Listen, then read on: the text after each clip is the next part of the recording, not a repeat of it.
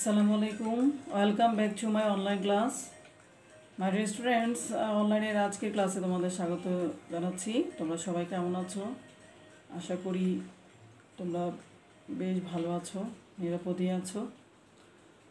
তো মাই dear students, আবারও আমি তোমাদের মাঝে আরেকটি ক্লাস নিয়ে হাজির হলাম। Tahmina Akter, assistant teacher English, police line high school, Comilla. My dear students, today's topic matching.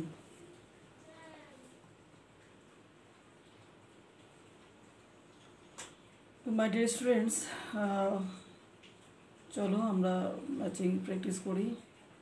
ম্যাচিংয়ের মাধ্যমে তোমাদের প্র্যাকটিস করা হয় how to make a sentence, কীভাবে সেন্টেন্স তৈরি করা। তো সেন্টেন্স তৈরি করাই শিখি, যেহেতু আমাদের লকডাউনের কারণে আমরা ঘরে থেকে পড়াশোনার মনোযোগটা খুব কম, তাই আমরা একটা ইজি টপিক্স নিয়ে হাজির হলাম যেন তোমাদের ভালো লাগে আর ইজি মনে হয়। তারপরে আস্তে আস্তে আমরা আরও ডিপে যাব। তো মাই ডিয়ার স্টুডেন্টস, বই খাতা কলম নিয়ে রেডি হয়ে পড়ো।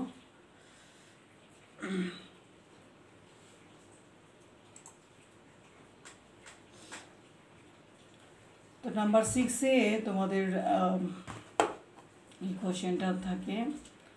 কোশ্চেনটা কীভাবে থাকে সেটাও দেওয়া হয়েছে এখানে। Match the parts or sentences given in column A, B and C to write 7 complete sentences. তো তোমাদের একটা সময়ে 5টা সেন্টেন্স আসতো, এখন 7 সেন্টেন্স তৈরি করতে হয়। তো মাই dear students, column A, B and C দেওয়া আছে। কলাম এতে দেওয়া আছে তোমাদের সাবজেক্ট, বি পোর্শনে দেওয়া আছে ভার্ব অ্যান্ড সি পোর্শনে দেওয়া আছে অবজেক্ট বলা যেতে পারে বা এক্সটেনশন বলা যেতে পারে। অর্থাৎ আমরা যেভাবে বলি যে how to make a sentence, একটা সেন্টেন্স তৈরিতে কী কী লাগে, subject, verb and object, all together that make a sentence. তো সাবজেক্ট, ভার্ব এবং অবজেক্টের সমন্বয়ে এই একটি সেন্টেন্স তৈরি করা হয়। তো সেভাবেই একটি কোশ্চেন সাজানো হয়েছে তোমাদের সামনে। At first at a glance এক নজরে তোমরা দেখে নাও। কলাম এতে আজকের হেডলাইনই হচ্ছে পাঞ্চুয়ালিটি সম্পর্কে আমরা জানবো। পাঞ্চুয়ালিটি জিনিসটা কি, পাঞ্চুয়ালিটি সম্পর্কে আমরা একটা ধারণা পাবো এই ম্যাচিংয়ের মাধ্যমে। পাঞ্চুয়ালিটি বলতে আমরা যেটা বুঝি সময়নিষ্ঠ, সময় জ্ঞান, সময় মতো কাজ করা। সময় মতো কাজ করলে আমরা কীভাবে বেনিফিটেড হব, আর সময় মতো কাজ না করলে আমরা কীভাবে আমাদের উপকারে আসবে না অপকারে আসবে। তো এটার সময় মতো কাজ করার দুটো দিকে এখানে তুলে ধরা হয়েছে। কলামেতে আছে punctuality is a virtue, it helps a punctual he who if we become on the other hand so theirs. Column B, person is which can make us punctual, we shall is punctual never, us to become poor, unpunctual, and unpunctual man neglecting his duties. Accurate in timing, loved by all, surely succeed in life, successful in future, gets lazy in his work, are not respected in society, can never prosper in life.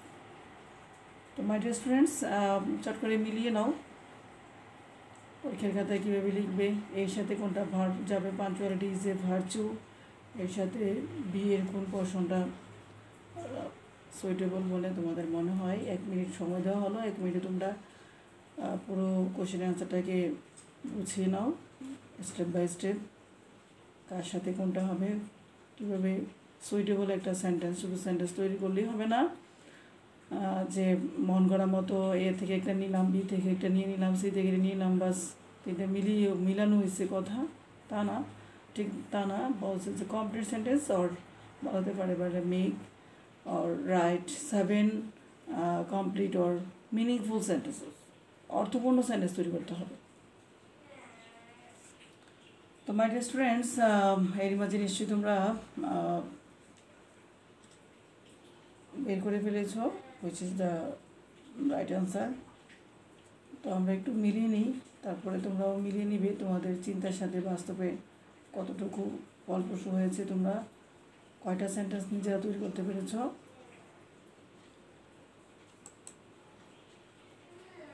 তো পরীক্ষার খাতায় এভাবে খাতার দুই পাশে scale করে তারপরে উপরে answer to the question number 6। তো যেই আমরা সাধারণত যেই কালো কালির কলম ইউজ করি আর ওটা নীল কালির কলম ইউজ করেছি, এবং দুইটার সম্পূর্ণ আলাদাভাবে এবং ক্লিয়ারলি একটা কনসেপ্ট পাচ্ছি আমরা। উপরে দেওয়া হয়েছে answer to the question number 6, সুন্দর করে স্পষ্টভাবে বুঝিয়ে দিলাম কোশ্চেন নাম্বার 6-এর অ্যান্সার। তারপরে প্রত্যেকটা এ বি সি, এ লিখলাম, এই যে ফিউচারের পরে ভি লিখে ফেললাম ওই গ্যাপের ভিতরে, সেটা সুইটেবল হবে না। লাইন যেখানে শেষ হবে তার নিচ থেকে একদম, অর্থাৎ এই যেভাবে দেওয়া আছে একদম সিরিয়াল, এরপরে স্পষ্ট বোঝা যাচ্ছে এরপরে বি সি ডি, এভাবে সেন্টেন্সের মাঝখানে যদি শেষ হয় সে ওখান থেকে আরেকটা সেন্টেন্স শুরু করবে না। এইভাবে 7 কমপ্লিট সেন্টেন্স তৈরি করবে তোমরা। এখন ক্লিয়ারলি বোঝা যাচ্ছে যে স্টেপটা একদম নিচে বি এভাবে করে। তো ফার্স্ট যেটা, যে পাঞ্চুয়ালিটি সম্পর্কে আমরা প্রথমেই আমরা জেনে নিব যে কোনো টপিক্সের উপরে ফার্স্ট যে কোশ্চেনটা থাকে যে আসলে পাঞ্চুয়ালিটি জিনিসটা কী, ইন্ট্রোডাক্টরি হিসেবে আমরা তার পরিচয়টা দিব। পাঞ্চুয়ালিটি কী? Punctuality is a virtue which can make us successful in future. Punctuality, সময়নিষ্ঠ, সময়জ্ঞান, সময় মতো কাজ করা, এটা এমন একটা গুণ which can make us successful in future, যা আমাদের ভবিষ্যৎ সাফল্য তৈরি করতে সহযোগিতা করবে। It help us to become accurate in timing. পাঞ্চুয়ালিটির মাধ্যমে আমরা, it help us to become accurate in timing, সময়নিষ্ঠতা সম্পর্কে আমাদের সঠিক জ্ঞান দিবে। পাঞ্চুয়ালিটি আমরা সময় মতো কাজ করতে সহযোগিতা করবে। A punctual person is loved by all. যে ব্যক্তি সময় মতো কাজ করে, সময় মতোই সব কিছু কমপ্লিট করতে পারে, তাকে সবাই ভালোবাসে। যাদের সময়নিষ্ঠ জ্ঞান আছে, সময় মতো কাজ করে, তাদেরকে সবাই ভালোবাসে। He who is punctual never gets late in his work.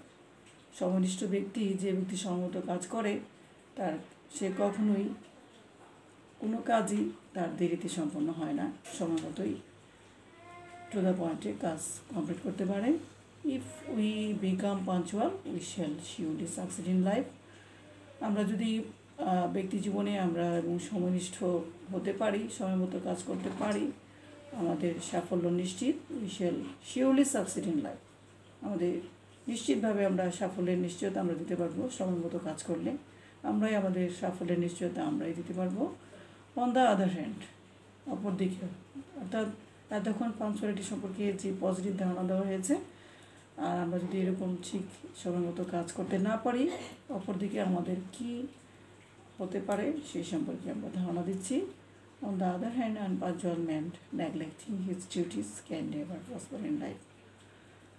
অপরদিকে যে ব্যক্তির যারা সময়নিষ্ঠ বা সময় মতো কাজ করে না, সময় মতো কাজ করার প্রতি উদাসীন, তারা তাদের দায়িত্বের প্রতিও উদাসীন থাকবে, যথাযথভাবে তারা দায়িত্ব পালন করতে পারবে না, তারা কখনোই জীবনের মতো করতে পারবে না। So those who are unpunctual are not respected in society. যারা সময়নিষ্ঠ বা সময় মতো কাজ করে না, are not respected in society, সমাজে তারা সম্মানিত হতে পারে না, তাদেরকে কেউ সম্মান করবে না। মাই ডিয়ার স্টুডেন্টস, টেবল বা সেন্টেন্স মেকিং এটা আর কি, এটা সহজ, পরীক্ষার আগে দিন রাতে পড়া যাবে, পড়ে নিব, এরকম একটা মনোভাব থাকে। অথচ তোমাদের অবশ্যই মনে রাখতে হবে যে এটা অল্প পরিশ্রমে টু দ্য পয়েন্টে মার্কস পাওয়া যায়। একটু সময় দিলেই আমরা 7 মার্কস, একটি নাম্বারও আমাদের কমে যাবে না, আমরা 7 নাম্বার 7 নাম্বার পেতে আমাদের খুব ইজি হবে। আমরা সময়টাও খুব বেশি সময় দেওয়া লাগবে না, এর পেছনে অল্প সময়েই আমরা একটা সঠিক নাম্বার টু দ্য পয়েন্টে পেয়ে যেতে পারি। তো আমরা দেখি যে এগুলোর পিছনে না ছুটে যেটা খুব তোমার কাছে সহজ নয়, এরকম একটা টপিক্সের পিছনে প্রচুর সময় দিচ্ছি যা তুমি বুঝো না, বুঝতে অনেক সময় লাগে, সেই ধরনের টপিক্স নিয়ে অনেক ছোটাছুটি করি। কিন্তু এই ছোট্ট এই যে সিম্পল একটা টপিক্স তোমাদের খুব অল্প পরিশ্রমে বেশি নাম্বার পাওয়া যায়। আশা করি তোমরা এভাবে যদি প্রিপারেশন নাও তাহলে আমরাও একটা নাম্বার 6-এ যে 7 কমপ্লিট সেন্টেন্স 7 নাম্বার পাওয়ার যে একটা অঙ্গীকার, সেটা আমাদের মিস হবে না। আমরা অবশ্যই অল্প পরিশ্রমে খুব ইজিলি আমরা 7 মার্কস পেয়ে যাব ইনশাল্লাহ। তো এই জন্য সব কিছুতেই অবশ্যই প্র্যাকটিস মোর অ্যান্ড মোর, অনেক প্র্যাকটিস করতে হবে, সময় দিতে হবে, তাহলে আমরা কাঙ্ক্ষিত লক্ষ্যে বুঝতে পারবো। তো মাই ডিয়ার স্টুডেন্টস, এভাবেই তোমরা ম্যাচিংগুলো বাসায় আয়ত্ত করবে। আর এটা আজকে পড়া দিয়ে দিচ্ছি, আমরা বোর্ডগুলো দিচ্ছি 2020 অল বোর্ডের যেই ম্যাচিংগুলো আছে, তোমরা আজকে এগুলো পড়ে নেবে। এইভাবে সহজ করে যত যেমনই থাকুক এটাকে সুন্দর করে 7 সেন্টেন্সে লিখে তারপরে সহজভাবে বোঝার চেষ্টা করবে। ওকে,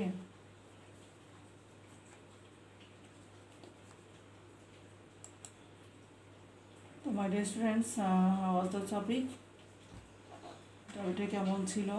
আর তো আশা করি তোমাদের ভালো লেগেছে। আর ঘরেই থাকবে, নিরাপদে থাকবে, আমাদের সাথেই থাকবে, পড়াশোনায় মন দিবে। পড়াশোনায় মনোযোগ দিলেই অন্যদিকে তোমার মনটা অন্যদিকে যাবে না, ভালো থাকতে পারবে, ভালো চিন্তা করবে। থ্যাংক ইউ অল, আল্লাহ হাফেজ।